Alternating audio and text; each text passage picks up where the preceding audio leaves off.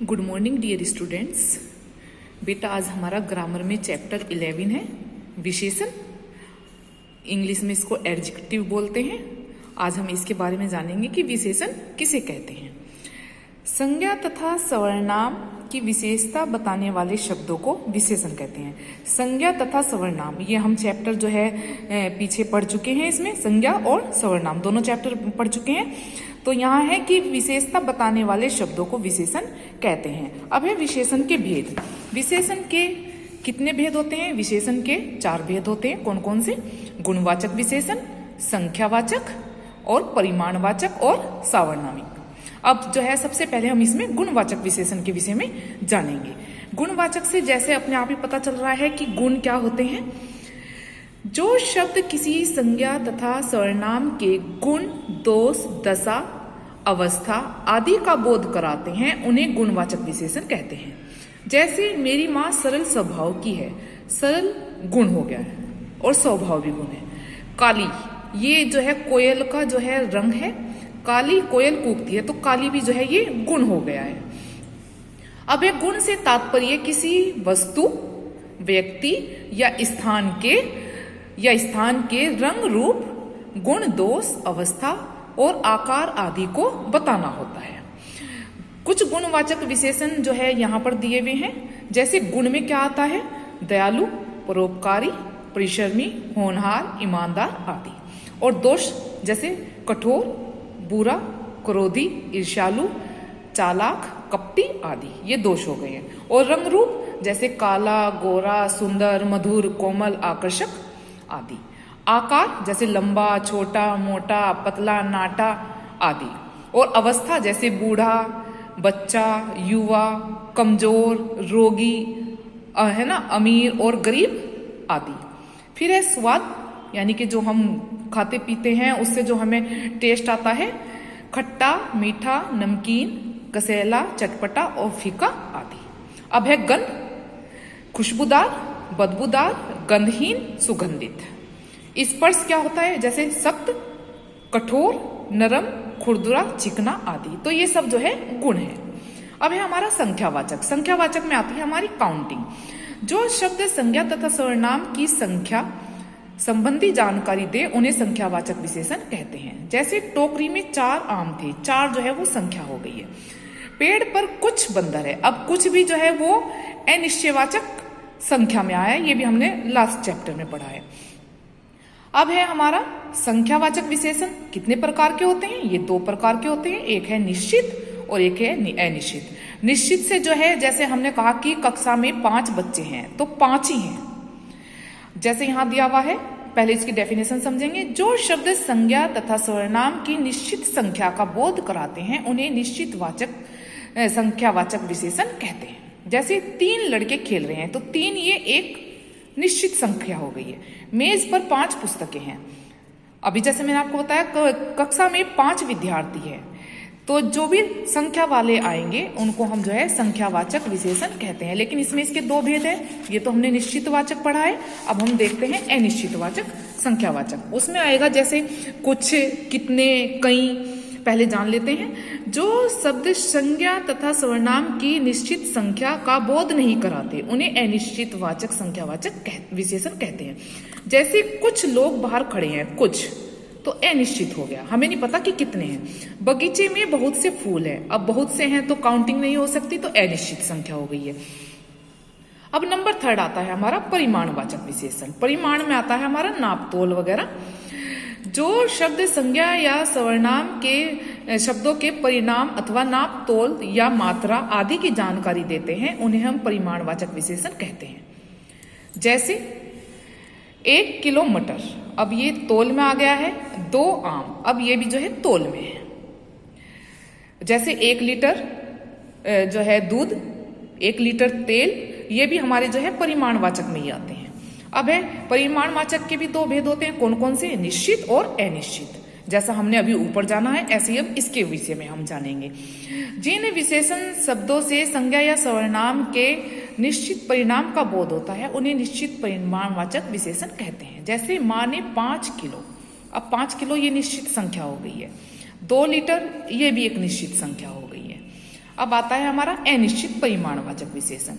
जिन विशेषण शब्दों से संज्ञा या सर्वनाम के निश्चित परिणाम का बोध नहीं होता उन्हें अनिश्चित परिमाणवाचक विशेषण कहते हैं। जैसे कुछ, मुझे कुछ फल दो, दूध में कम चीनी है। अब कम भी अनिश्चित है। क्लियर? अब ये संख्यावाचक विशेषण तथा परिमाणवाचक विशेषण में अंतर। अब हम इन दोनों के विषय में अंतर जान लेते हैं, संख्यावाचक और विशेषण और परिमाणवाचक विशेषण के विषय में। जिन वस्तुओं को गिना जा सकता है उनके लिए संख्यावाचक विशेषण का प्रयोग किया जाता है, बिल्कुल सही बात है। और जिन वस्तुओं को गिना नहीं जा सकता, नापा या तोला जाता है, उसके लिए परिमाणवाचक विशेषण जो है प्रयोग किया जाता है। क्लियर? अब है हमारा नंबर 4 सर्वनामिक विशेषण।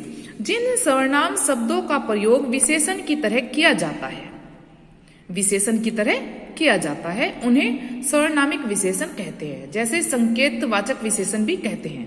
अब देखिए, जैसे हमने पिछले चैप्टर में बताया था कि जैसे यह, वह, मेरा, वहां, इस तरीके से। जैसे यह मेरा घर है ना, मेरा बस्ता नया है। अब है सर्वनाम तथा सर्वनामिक विशेषण में अंतर। अब इन दोनों के विषय में भी हम अंतर जानेंगे। जिन सर्वनाम शब्दों का प्रयोग संज्ञा के स्थान पर किया जाता है उन्हें सर्वनाम कहते हैं, परंतु जब कोई सर्वनाम संज्ञा से पहले प्रयुक्त होकर संज्ञा की विशेषता बताता है तो उसे हम सर्वनामिक विशेषण कहते हैं। जैसे सर्वनाम और सर्वनामिक विशेषण। अब यहां देखते हैं, जैसे यह काफी दुबला है, ये हो गया सर्वनाम।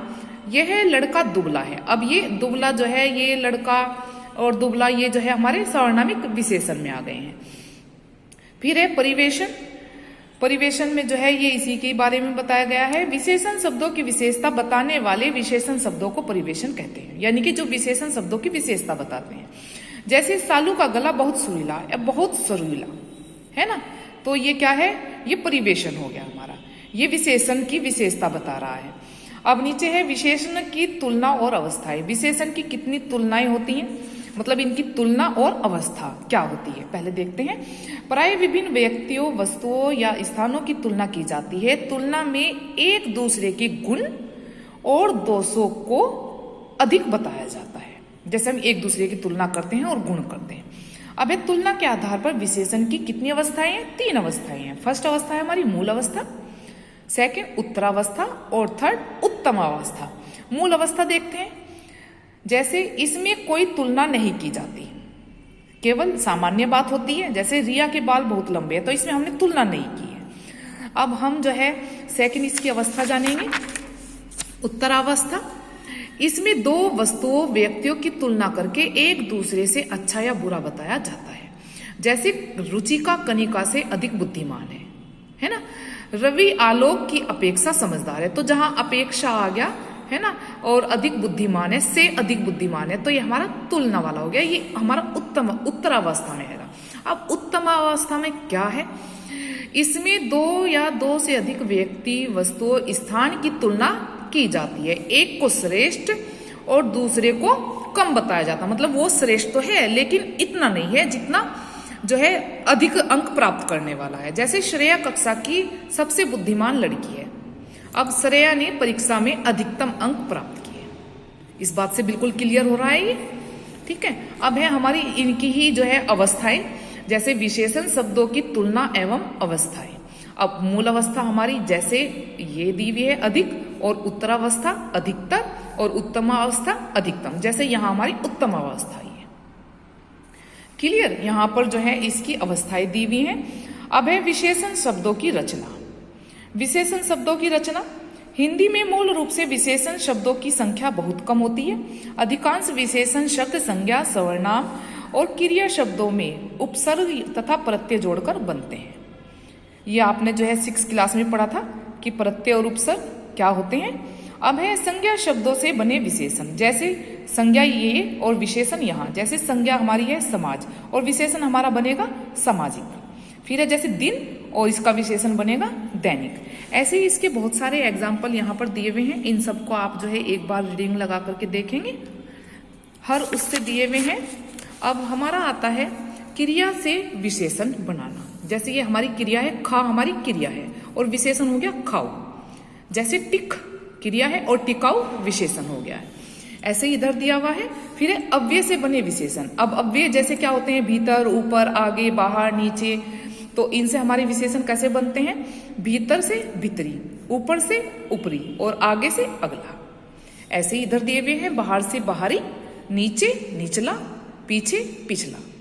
ये हमारा चैप्टर यहाँ कंप्लीट हो गया है। लेकिन यहाँ हमारे पूरे चैप्टर का एक सार दिया हुआ है कि अब तक हमने क्या सीखा। अब हम इसको जान लेते हैं। पहले सबसे ऊपर जो है विशेषण की डेफिनेशन दी हुई है। संज्ञा तथा सर्वनाम की विशेषता बताने वाले शब्द विशेषण कहलाते हैं। बिल्कुल सही बात है। विशेषण कितने प्रकार के होते हैं, ये विशेषण के भेद दिए हुए हैं कि 4 प्रकार के होते हैं, गुणवाचक, संख्यावाचक, परिणामवाचक और सार्वनामिक। अब है हिंदी में कुछ शब्द मूल रूप से विशेषण होते हैं। अब है कुछ विशेषण शब्द संज्ञा, सर्वनाम, क्रिया तथा अव्ययों में प्रत्यय जोड़कर बनाए जाते हैं। प्रत्यय यानी कि जैसे हमने कोई शब्द दे दिया उसके हम पीछे लगाते हैं और उपसर्ग में हम शुरू में लगाते हैं। विशेषण की 3 अवस्थाएं होती हैं। कौन कौन सी, मूल अवस्था जो मेन होती है, उत्तरावस्था यानी कि तुलना में आती है, और तथा उत्तम अवस्था जो है अधिक वाले को आंकती है।